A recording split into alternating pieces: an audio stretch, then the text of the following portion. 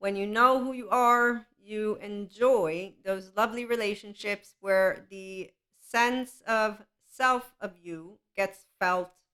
So the sense of self of you and I gets felt and seen by those who are open emotionally and mentally to who they are. Okay, so I'm a 5D mystic first, enlightenment, so age group, second, functional adult, third, and really they all go together. Woo woo, because of those who don't believe in mysticism, totally cool. Pseudoscience, I bring to you human, spiritual, and spirituality elements. Those are subject matters, and I am learning from experts that are attachment and trauma informed.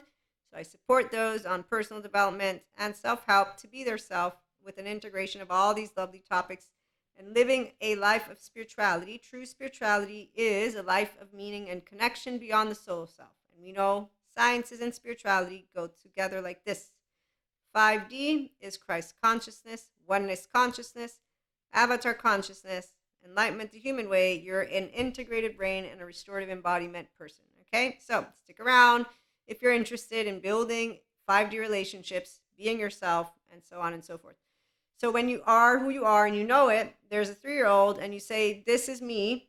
And additionally, the polyamory community, come on over and let me share with you how solo poly is totally not hard to share.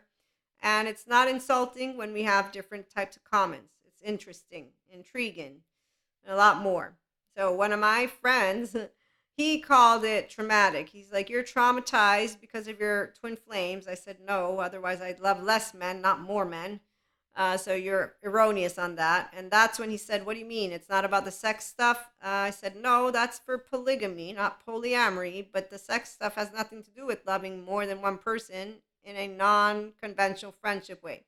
And just saying, hey, we're an open relationship. Don't give me a title. You don't get a title. And there's no 1, 2, 3s. That's bullshit. What are you doing? You are worthy just the way you are and beautiful. And that's why, for those of us who are here, we move beyond the concept of the one. But it's also because I know who I am. And when a person doesn't, well, they cannot walk a walk with me.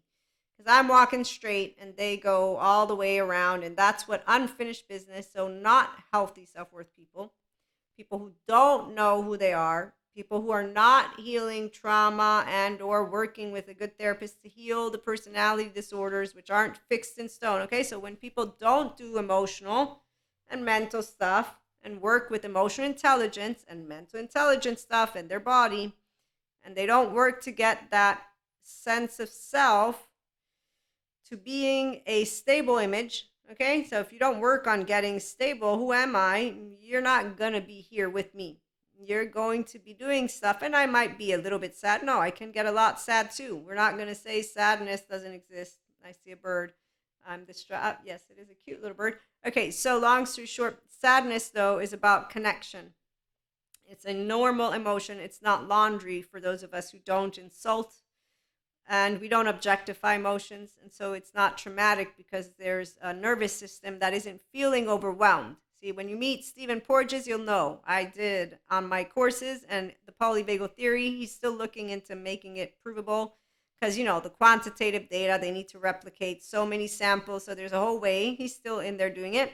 And long story short, as he shared, it's not the event that takes place that brings about trauma. It is the person's embodied brain. And so if they are a person who is not with a window of tolerance that basically goes into, long story short, with my panic attacks, I have been able to stay online. Just that. Okay, so it's not a competition, but some of us are good with emotions and others are not, but they can get here. Okay, so when a person has a challenge to feel their own self, they will therefore have the diminished capacity to feel others. They will have a diminished capacity to empathize with others as well, and therefore they will not have the deeper connection that can bring about a curative agent, is what somatic therapists call it. And that's because people heal when they experience somatic empathy. So when they feel understood, just as they are, they feel felt. As I was saying, when you do know who you are, you know when you're being felt, okay? And so feeling felt, in that moment of feeling felt by another human being, when someone else feels this, they also will have to have enough emotional awareness and mental to be, wow, this is beautiful. If they get overwhelmed, oh, wow, this is overwhelming. I need to say, hey, I'm getting really shits in my pants right now. Hold on. And if they're healing, because they do know their self, so they know about their childhood, they know about their personality if they have a disorder. Now they know, okay, I'm getting overwhelmed because my window tolerance is really hitting the roof. I need to pause for a minute. I'll be back later and we can talk about this. Just one random example, okay? So that's when somebody knows. If they don't, they do a 360, but that's when they can still figure out, wait a minute, I just did a 360. I'm going to go talk to that person about this 360 and clearly come clean, And so here's where, again, if you accept who you are and you want to enjoy relationships, so you continue to interact. So there's no breaking of anything. Okay, now if on the other hand, you do not look to the back, look to the front, you're unaware of living a life of meaning and connection beyond the solo self with the self awareness and emotional awareness of I'm throwing shit somewhere and it's called out there. And if I'm doing an inner critic and I'm saying to myself with my inner critic, I'm a piece of shit, I'm a piece of shit, there's something wrong with me, that's not self awareness. That's just you in a shame cycle. And if you're then using the drugs, the alcohol, the what else? Fucking and a wheel and saying movies are cool that say that this is life, again, you're completely, so human suffering love narrative, they stay in pseudo liveness, they stay with other stories, and that's for a whole different but we will notice, again, somebody's walking a line, they're doing life, we leave it alone, it's their life, not ours. The ones who are working with good therapists, they won't do that. They're going to say, I'm getting overwhelmed, here's what's the deal. And usually they will actually be able to already say, hey, you know what, here's the thing, I have what are a lot of insecurities, and whatever it is, they know how to talk about it because they're not ashamed. When you accept yourself, it's because you're not ashamed of yourself. And a diagnosis, there's nothing to be ashamed of. And a secure attachment, self-empowered woman will always say that there's nothing wrong with you, there's nothing wrong with me, nobody's fucked up, don't give me that excuse, I'm not fucked up, you're not fucked up, that's a lame excuse. So anyways, long story short, for a woman, a man who presents something like I'm going to leave you because you're better off without me, sure, you can that's fine with me. I'm not going to say what I'm thinking right now, I'm just going to say that's a lame excuse, but I'm not going to make you stay. If you're going to tell me you're unworthy, I'm going to feel bad because you're not. I'm also going to feel very uh, sad because I know that somebody feels like a piece of shit inside and they're not doing something healthy, which is going to good therapy. But I'm not going to force you. Okay, so we don't get angry. We're not martyr superiors who are going to say, you have to do it. I'm not correcting your stuff. It's your stuff, not mine. That's disrespectful. I'm not a person who's a blamer either. I'm not a codependent. It's my cross to bear. I have to feel people's feelings all the time, and the human suffering love people. They're all over it. That's not how I do things either. Nor does anybody else who has the mystical.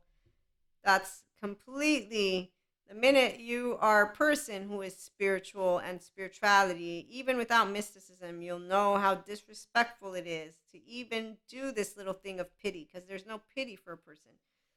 That's a piece of life will know that another piece of life gets choice points. And so from within you, the feminine that is within every person, this origin of pure consciousness, which is unconditional love, but it's a breath of life.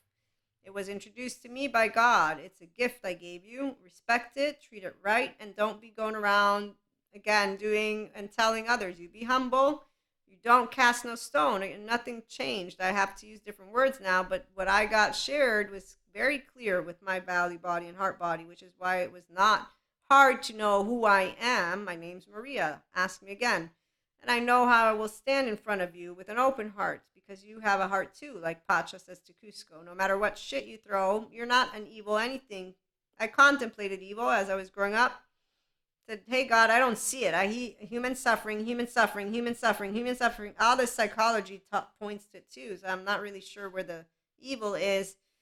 I mean, I would say that evil looks a lot different, and there are people who will talk about drugs and, anxiety and fear as this evil thing. But again, when they take it out of context, and they dehumanize a person, And they say, here's immunity to narcissism, and that's evil. In my book, you're an evil, ignorant human being who's wearing a mantle. You're on Elsa's journey. Your 3-year-old is nowhere to be found. Oh, you're a 7 of 14 charming who's pulling the wool. No, you're not pulling the wool. The person who's coming to you is using the same words you're using.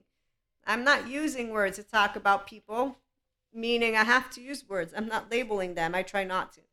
So here's where, again, when somebody does something in a way that's unkind, I'm not going to label you. That's not nice. I'm going to know something's up, which is you're upset and or more, and I'm not going to make you do anything that you don't want to do. So when people are challenged and they get to be felt, they're not going to treat a person who is a secure attachment, healthy self-worth, who knows who they are in the way that they could and that they will know.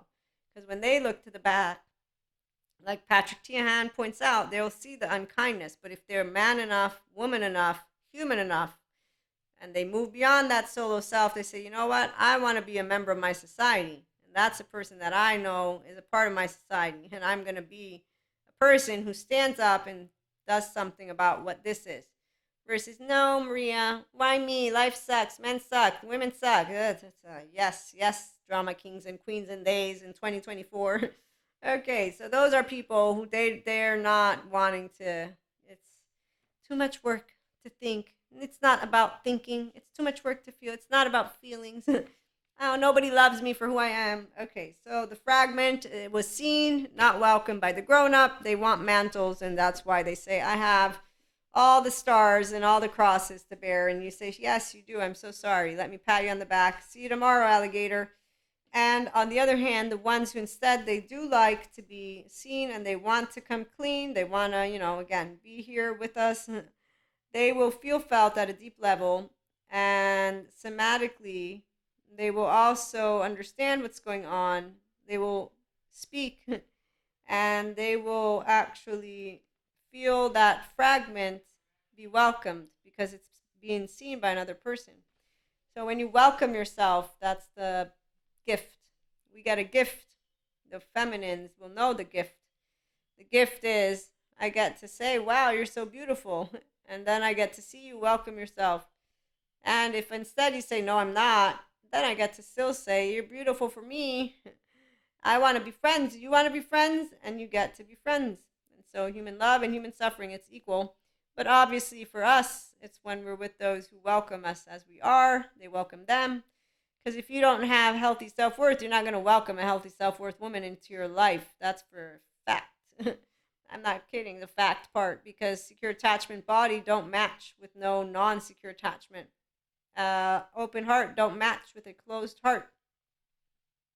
It's not a match. Because you're hiding yourself from me, and I'm going to feel it every inch of the way. And as I speak to you, you will know it because you'll know that I'm speaking to you from the heart. And you will be the only one who doesn't know how to talk, not the other way around. Okay, so at a certain point, silence is what takes place with people, not because of it being something that has to happen. It's because if I can see right through you and you don't want to be seen because you were not seen and you were not soothed, you were not made to feel safe and you were not made to feel secure in your own first year of life, you're not going to like me that much. Because you're going to feel naked every time I'm around you, which means you're vulnerable. And every time you're vulnerable means you're overwhelmed. And if you didn't learn about your emotional plane, you didn't learn how to do this, then you're going to be like, what's up with this bitch? And I'm going to not know anything. Because again, usually people don't have balls. I was a teenager. And to me, balls means you tell me shit in my face. Because when somebody's presented to me shit and I'm like, oh my God, I'll still do it. Oh, but personal relationships are not challenging for me because I have a twin, I have a mom, I have secure attachment. Here, I'll present to you something challenging. It wasn't actually challenging, but it was quote unquote humiliating. So out of all the silly things that one can have done that you will not be proud of, there are things I'm not proud of for sure. Oh, but I know that those are silly things that we all do, so life is made of silliness. And makes me think of when there are people who actually don't know how to have this. I feel bad for them. But long story short, what I don't appreciate is when I'm not capable to do something professionally. Now, that will make me feel humiliated in an actual way, like, oh shit, I really fucked that one up. Like I was really stupid, like in an act. When I'm willfully stupid, I'm okay with that because I'm choosing it. Okay, so I know other people don't like it sometimes, but I don't give a shit. But when I perform in the technically, so it's a technical aspect, oh, that's when I'm like, damn, that's happened to me. The difference here, though, is I knew when they asked me to do this, I said, look, this is not my forte. I don't know how to do this. I physically know that I don't know how to do this. Yes, you do. You just don't believe it. And in fact, that's the whole thing. You're the one who didn't believe it. Whatever. I don't even care. But I did this thing. It was the most ridiculous. Oh, I walked out of this place like with a tail in the dog when they walk out with that tail. They got yelled at. Nobody scolded me though, but I was like, oh man, this was a real fail. And other than that, everything else is pretty straightforward and easy because when you know who you are, it is easy to enjoy all of those relationships. So when we're welcomed, that's great. When we're not, you learn how to be like, okay, that one was interesting. What happened? Sometimes we go and ask people, hey, can you tell me about this stuff over here? Because I'm not really sure. And other times you have no idea what just happened. And then people come to tell you, guess what? My friend, she's afraid of you. Wow. Oh, guess what? My other friend, he's afraid of you. I don't believe you. And then I said, huh, you know what? I am a mystic though. I guess there are people, huh, that are afraid of me. That doesn't make sense though. I'm 4'9". How can you be afraid of a 4'9" woman? And intimidating. I've had people use that word, which also makes me laugh inside. I'm like, where's the intimidating again? Does anybody not notice? And then I remember about our presence and our energy. And so when you know who you are, it's just as a teenager, I learned teenagers didn't like confidence. I thought confidence came with age, and then now I'm a grown up. It comes with you working with personal development, self help if you want, good therapist, and personal self help and stuff like that. So come on over here if you enjoy and like, subscribe, share, and we'll be back again with more.